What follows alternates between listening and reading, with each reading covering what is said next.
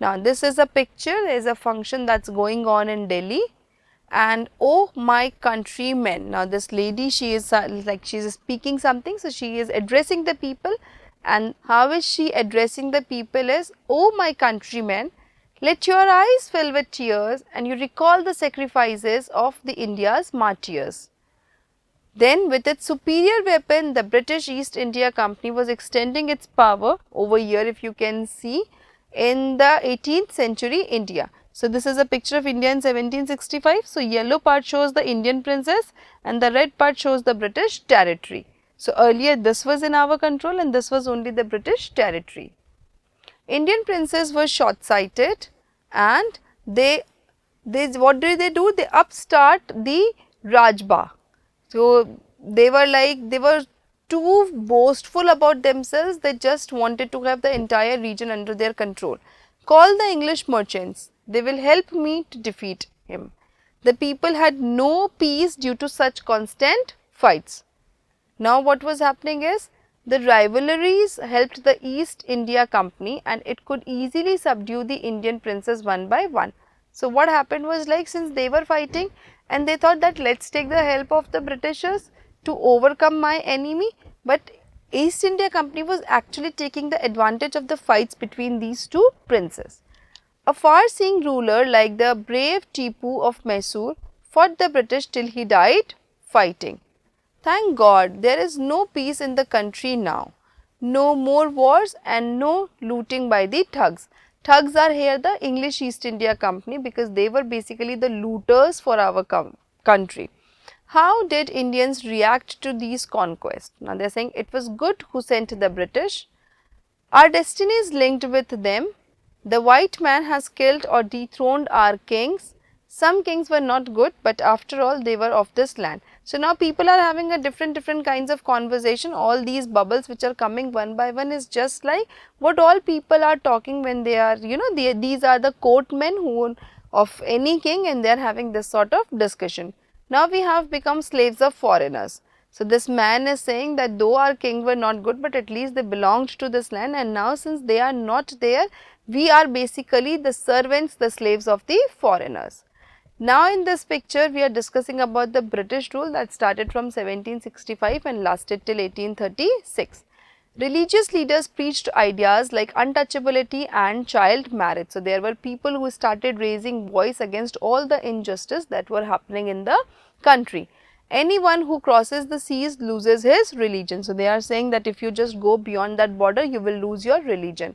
All the misery in the world is due to women. Now, this man is saying that all the problems in this world are because of the presence of the women. The truth was that Indians had lost self-respect, the British scorned them, and that is this man saying, the natives are unworthy of trust. Who are the natives? We the Indians. He is talking about us, that we are not trustworthy at all, incapable of honesty. True, your honor, but I am honest. So, now this man is saying that I agree to you that Indians are not trustworthy, but I am honest to you. Now, being merchants, the British wanted quick profits. Their heavy taxes forced farmers to abandon their fields, because they came here basically for this. I am sure that you all must have learned in your social studies. So, coming back to my discussion which I was doing, that these people, they come to India for earning lots and lots of profit through taxes, through businesses and through many other things. But when they became greedy, they started asking the farmers to pay them heavy taxes, and which in turn asked the farmers or forced the farmer to just leave their fields, to abandon their fields and go somewhere else. But your men are taking all my crops. So, this farmer is saying that your men, he is saying to British people that your men are taking all of my crop. You are still in arrears. Arrear means the due taxes that you have to pay. If you do not pay next week, I will send you to jail.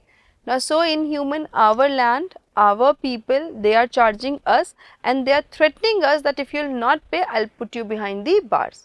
Still, the British invented other methods which gave them more profits.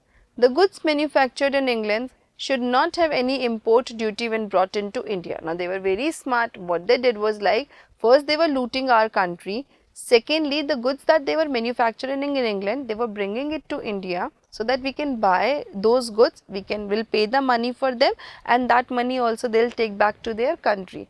And then they said this thing that while our goods, like the goods from the England are coming to India, there should be no import duty on them. A good idea. And then the second Britisher said, of course it's a good idea.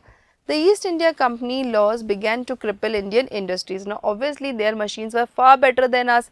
So what happened was, like, once their goods started pouring in our country, the business of all the Indian industries began to shatter. Inevitably famines followed. Between 1822 and 1836, 15 lakh Indians died of starvation. The British policies ruined the expert artisans and their businesses, because there was no one who was now interested in buying their things.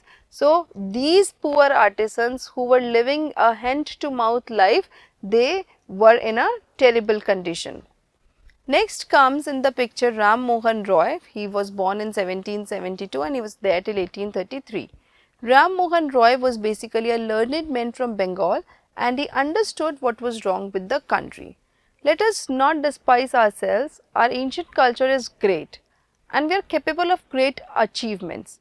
We must first reform our society. Superstitions have been running us. Like I discussed in some of the slides, what was happening was that there was a man who was saying that women is the root cause of all the problems. So Raja Ram Mohan Roy, he was a great social reformer, and he said that our culture is so good, but what is happening is all the superstitions are deteriorating the quality of our culture, and we should come out of all of them. He told his wife Uma, so he was like, Uma was the wife of Raja Ram Mohan Roy, cows are of different colors, but the color of their milk is the same. Different teachers have different opinions, but the essence of every religion is the same. He was attracted by science and modern knowledge. Knowledge should be practical and scientific. So he keep on saying these things, that there is no knowledge that is theoretical. Whatever you learn, you have to put it into practice, and that is the only way you became a learned person. He started newspapers, but the suspicious Britishers stopped them in 1823. He crossed the seas and went to England to see what made the British powerful.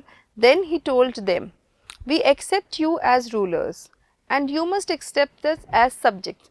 So when he went back to England and he came back and he explained the reason that, okay, fine, if you are here to rule us, we accept you as our rulers, but in turn you have to accept us as your subjects and not your slaves. But you must remember the responsibility a ruler owes to his subjects, that it is the duty of the ruler to ensure that all the people in their country are happy and healthy. Then comes oppression, and it started in 1765 and it lasted till 1835. But the British continued to oppress Indians. Oppress means pushing them, forcing them, not letting them do what they want to do, and by force asking them to do something in favor of Britishers, and that which they never want to do. In 1818, they had passed Regulation 3rd. This was something like an act passed by them. Under it, an Indian could be jailed without a trial in the court. And all the time, British officers in India drew big salaries and also made fortunes in private business. By 1829, Britain was exporting British goods worth 7 crore rupees to India, and there was no taxes on it, and that is why all the Indian industries, they were completely destroyed. The British prospered on the company's loot while Indian industries began to die. Then there was a Governor General whose name was Bentinck, and he reported back home, the bones of cotton weavers are bleaching the plains of India. Then comes dissatisfaction. Education is India was in Persian and Sanskrit. So there were two languages that were prominent that time. One was Persian language and the other was Sanskrit language. In 1835, an Englishman named Machiavelli suggested a change.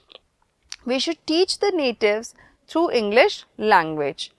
And then the governor, he said, okay, I agree.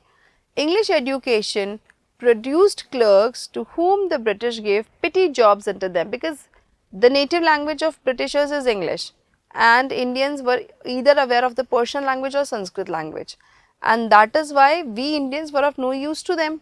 So they changed the mode of education language from Persian and Sanskrit to English language, and all the people who could qualify some sort of criteria were given job in the English people, army, or in their offices or anywhere, and we started to do some kind of petty jobs for them. Incidentally, it also produced a new generation of intellectuals. Intellectuals means people who are very smart, very intelligent. Then these people said, the other people, the Indian people, they said that we must educate our brothers and try to improve the material conditions. For that, we must convey our grievances to the British Parliament. By 1856, now this is the map that I showed, like in comparison to the map that I showed earlier. So this is the second map, and now all these areas were covered by the British people. That is why I showed you that map in which only this area and this area was covered by the Britishers, but now the entire India was under their control. They cared little about the needs of the Indians. Our kings have become puppets and we have lost our old jobs. So over here again the people are having a normal meeting and they are saying that we don't have kings now, and our kings they are now the puppets of East India Company because they do whatever has been asked to do, and also we have lost our jobs and lands. They are coveting our brothers, and you only talk, do something to drive them out. So then when this conversation was happening, so the last one said that why do we keep talking, we have to do something because we have to throw them out of our lands. And that's how started the spark in the mind of the people. Taxes continued to ruin the peasants. In Bengal, the Santals, who had lost their lands under the new land rules, became desperate. Desperate means they were actually anxious, they were furious of what was happening.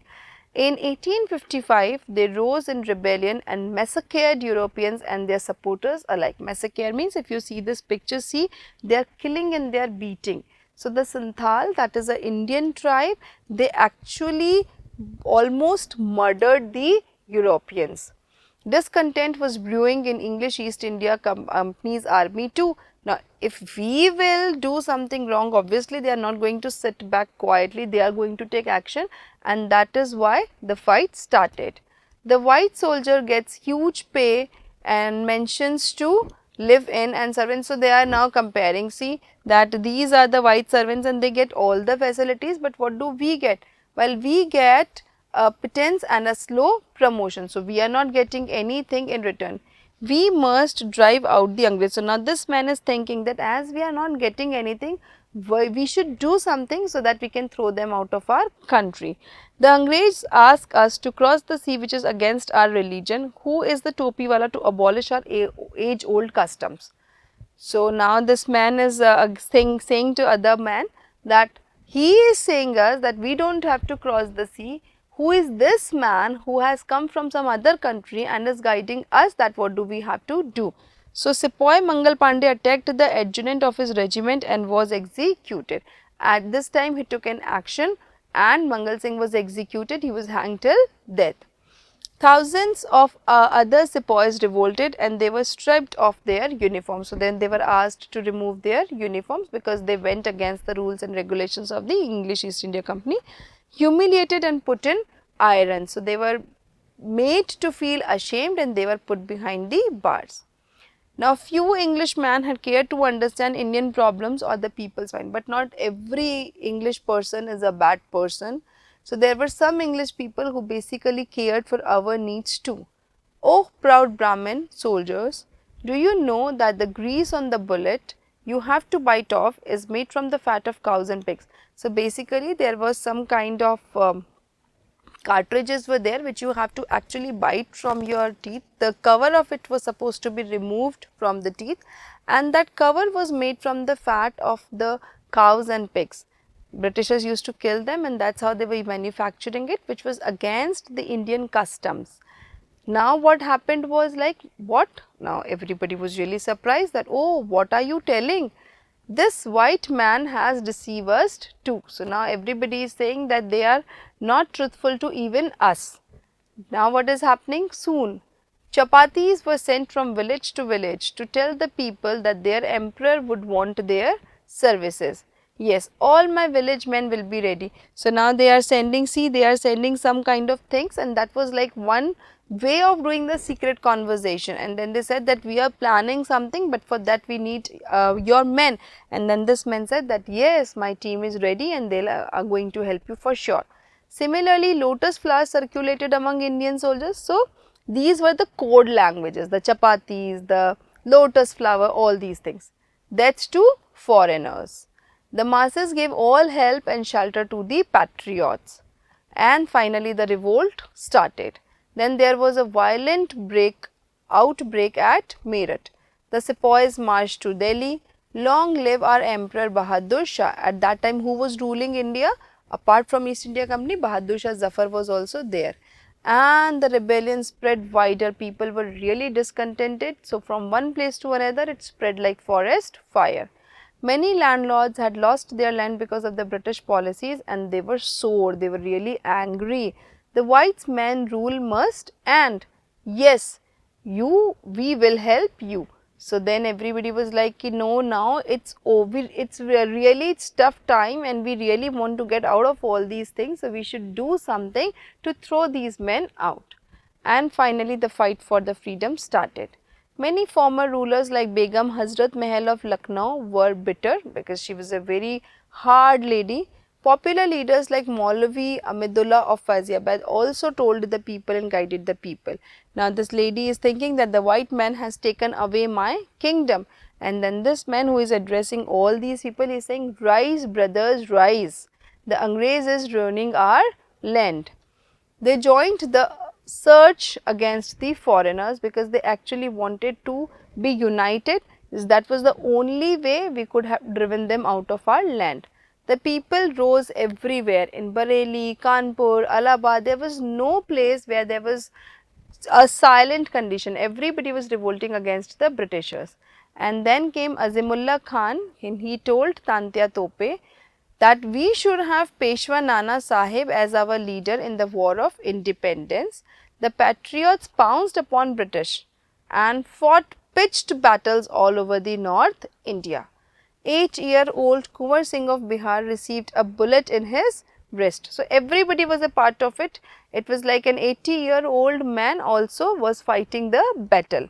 So now then this last one, what is happening is like everybody was a part of this battle because they really wanted the foreigners, the East India Company's rule to end, and they wanted all of these white people to move out of our land. And this in tits, bits and pieces like a comic strip we have read this chapter, but this was like how they started ruling our country, then how we all, first of all, we all actually were fighting for the pieces of land. Then we realized that while we are fighting, there is someone else who is taking the advantage of all these things. Finally, we united and we drove them out of our land. Thank you.